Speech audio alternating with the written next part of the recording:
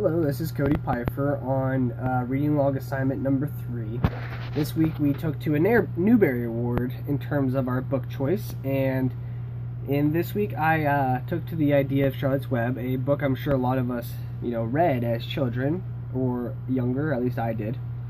I got it off of Google Docs and gave it another read, to get the idea of the story again. This is by E.B. White, and the illustrator is Garth Williams, published by Harper & Brothers Fiction. It's 192 pages long, so it's definitely for a little bit of an older age group, not like the books I had done in the past with The Hungry Caterpillar, which is for a very young, age group, and then the Wolf in the Snow, which was a picture book for, 8-year-olds for the expression. But in this book, we took to the idea of seeing Wilbur, who is a young pig, actually born as a runt, and through the compassion of one of the younger female daughters of the farmer, he is saved. Now, the Wilbur was set to be butchered and killed, but instead, through the compassion of Fern, her name was Fern, she persuaded her father to send the pig off to a different farm where he was going to later butcher him instead of, on the spot where he was still a baby.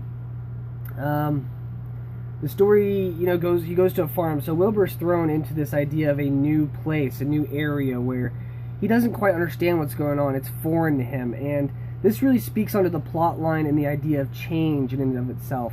It really sets the ground for showing how change can, be scary, and really it is, even to people of older age. It's a point that a lot of people like to touch on, but this change later leads to not being bad, and you can see that through the story, and that's a lesson that this story teaches. It's one of the 3 lessons I think it teaches, is that change is alright, and it leads to something good. Now on this farm, this new farm that Wilbur is sent to, he meets a spider named Charlotte, and Charlotte decides to help Wilbur out because they end up becoming friends, and as such, Charlotte starts creating webs behind Wilbur that read out different words like, oh, this is a great pig, this is some pig, and in terms this leads Wilbur to have a certain amount of fame and gain prestige with the farmer and the other places. Now as he's progressing, Wilbur's making friends on this farm. He's making friends with Charlotte, who's the spider that's helping him out, and you can see that change isn't so bad. Well, finally he's entered into the fair because of the fame he had earned from Charlotte, and Charlotte of course accompanies him. At this fair, Charlotte, continues writing things on the webs, and his fame, continues to just build up with, people from other places and other farms and stuff. And as he continues to get this heightened fortune, he doesn't quite win the fair, but instead he gets a big following. A lot of people love, the spider webs that appear behind him every day. That gives him this sense of, wow, this pig is special.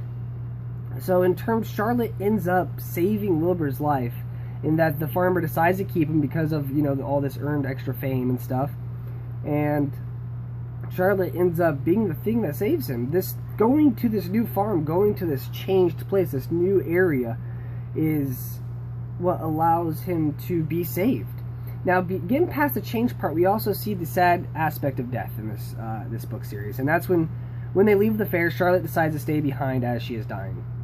And she ends up dying. It's a very sad portion of the story, but it teaches kids about death and, the sadness behind it, and that it happens to everyone and everything.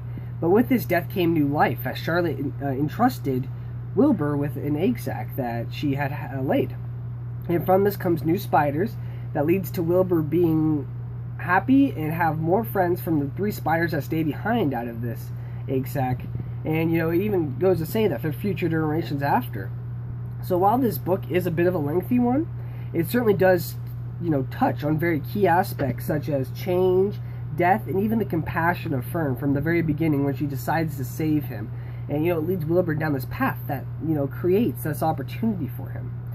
So altogether, this book is a great read for children of 10, I'd say. And it really goes into detail about certain aspects of literature that I think everyone should give a read in terms of enjoyment.